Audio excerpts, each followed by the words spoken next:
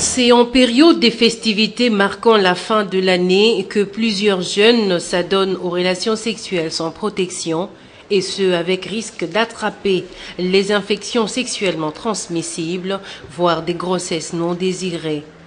Les couples mariés ne sont nullement épargnés. Le journal télévisé de droits humains a rencontré quelques femmes ici au quartier 9 de la commune de Njili à Kinshasa, histoire de les interroger sur les différentes méthodes de contraception qu'elles connaissent.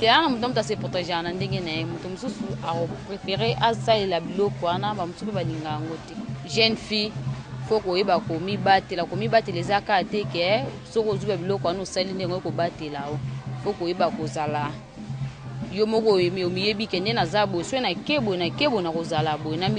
jeune fille, je peux voter ce contre don. Elles ont sambabiso, dans la contrôle de électricité. Pour moi, ça doit imiter. Faut azoma colonae à Kangi, à Talelin Zambé. Ceux qui a Talelin Zambé, azoteka, église, na classe. Pour ceux qui ont Taliga Nzambé, oebi classe, ité, bambal, puis au saranela yo. Et bleu, tout le monde, ça est là.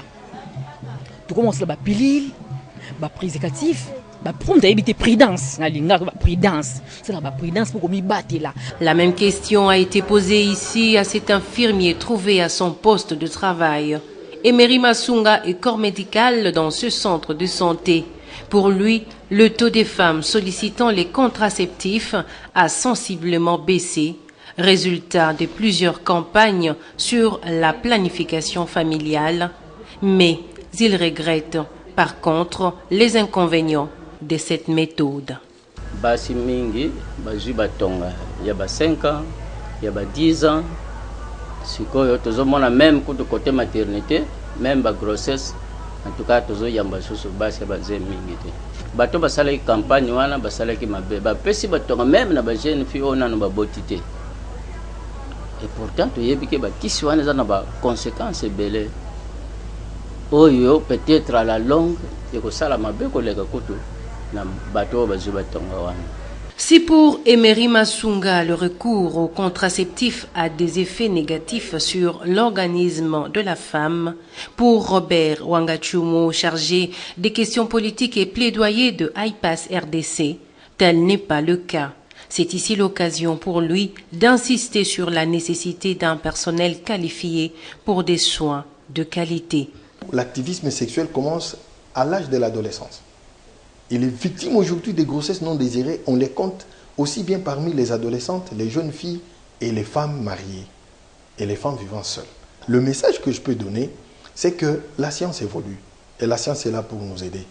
Ce n'est pas que les gens pensent aujourd'hui que quand ils recourent aux méthodes de contraception pour éviter des grossesses non désirées et des IST, c'est que cela nous vient d'ailleurs. Non, c'est le peuple congolais qui en souffre. C'est un problème de santé publique qui concerne les Congolais, les Kinois et les Kinoises aujourd'hui. Ça veut dire on doit être responsable. La vie n'a pas de brouillon. Ça veut dire les autres méthodes qu'on préconise pour qu'on ne puisse pas attraper ces grossesses non désirées, c'est le recours au service de contraception. Il y en a de plusieurs qualités aujourd'hui. Et aujourd'hui, on demande même aux jeunes de recourir rapidement aux pilules du lendemain, comme on l'a dit. À l'aise, justement. Ça vous donne la garantie d'arrêter toute conception non prévue. Ce n'est pas un abortif, c'est juste une pilule qui perturbe un tout petit peu le cycle et ça fait éviter des grossesses non prévues, non planifiées.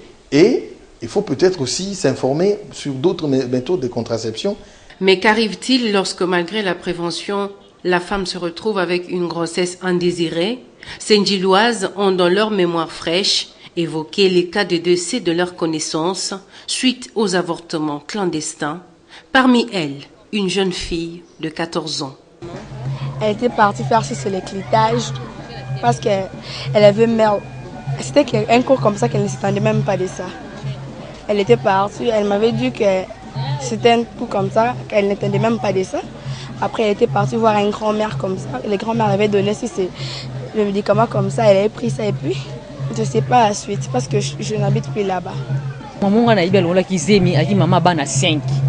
Ayoki soni amimoni passe ni mobala kimaye akenda okota libala pa mwasi musu atikali na zemi siko talibano azana bango ebela bana 5 wana na mukumba o mbala kimanga ina kobokola bango ndenge nini mama na kene simandaka meli ba kisi na ndenge na yembo mama na kufa atika bana 5.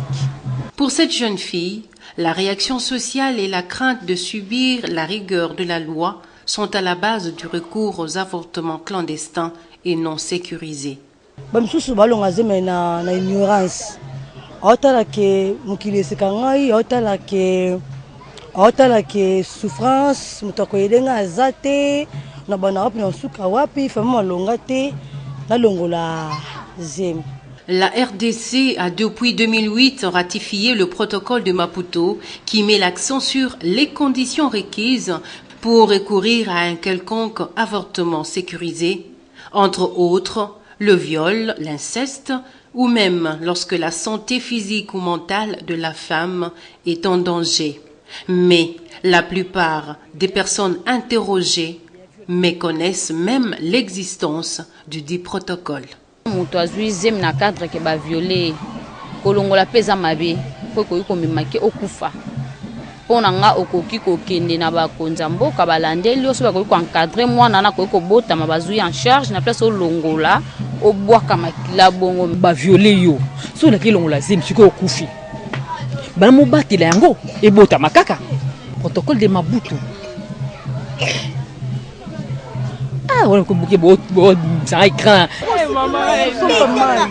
Alors, que dit réellement l'article 14.2c du protocole de Maputo? Le docteur Patrick Djemo, directeur pays d'AIPAS RDC, explique.